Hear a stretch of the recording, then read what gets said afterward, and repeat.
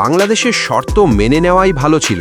হাজার হাজার কোটি টাকা লসের পরে লাইভে এসে বাংলাদেশের কাছে ক্ষমা চাইলেন জয় সাহা। দর্শক, বিশ্ব ক্রিকেটে যে অস্থিরতার ঝড় বয়ে যাচ্ছে তার কেন্দ্রবিন্দুতে এবার এক ঐতিহাসিক স্বীকারোক্তি। লাইভে এসে বাংলাদেশের কাছে প্রকাশ্যে ক্ষমা চাইলেন আইসিসির সভাপতি জয় সাহা এবং স্বীকার করলেন বাংলাদেশের শর্ত না মেনে নেওয়াই ছিল তার জীবনের সবচেয়ে বড় ভুল। সবকিছুর শুরু হয় মুস্তাফিজুর রহমানকে নিরাপত্তাজনিত কারণে আইপিএল থেকে বাদ দেওয়ার সিদ্ধান্তে। এরপরই বাংলাদেশ জানিয়ে দেয় নিরাপত্তা শঙ্কায় ভারতের মাটিতে টি-20 বিশ্বকাপ খেলবে না তারা।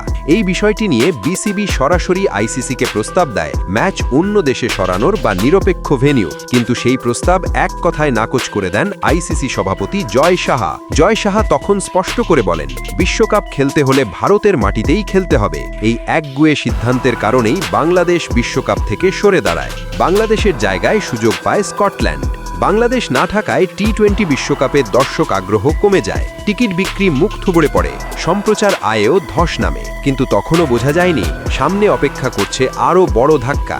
বাংলাদেশের সঙ্গে এই অবিচারের প্রতিবাদে 15 ফেব্রুয়ারি টি-20 বিশ্বকাপের সবচেয়ে হাই ভোল্টেজ ম্যাচ ভারত বনাম পাকিস্তান বাতিল করে দেয় পাকিস্তান ক্রিকেট বোর্ড, যার ফলে বিশ্ব ক্রিকেটে অর্থনৈতিক ভূমিকম্প। আইসিসির সম্ভাব্য ক্ষতি প্রায় 6,000 কোটি টাকা।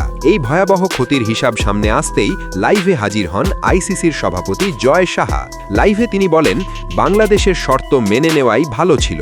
আরও বলেন, বাংলাদেশের শর্ত না মেনে নিয়ে আমি বারবার ভুল করেছি এবং সরাসরি বাংলাদেশের উদ্দেশ্যে বলেন, আমি বাংলাদেশের কাছে ক্ষমা চাইছি। লাইভে জয় সাহার কণ্ঠে স্পষ্ট অনুশোচনা। ভুল সিদ্ধান্ত, রাজনৈতিক চাপ, ক্রিকেটের ক্ষতি সবকিছুর দায় নিজের কাঁধে নিয়ে বাংলাদেশের কাছে ক্ষমা চান আইসিসির সভাপতি। এখন প্রশ্ন একটাই, এই ক্ষমা কি বাংলাদেশের ক্ষত সারাবে? বাংলাদেশ কি আবার বিশ্ব ক্রিকেটে ফিরবে? আইসিসি কি ভবিষ্যতে রাজনীতি মুক্ত থাকবে? জয় সাহার ক্ষমা কি যথেষ্ট? আপনার মতামত কি? কমেন্ট বক্সে লিখে জানিয়ে দিন।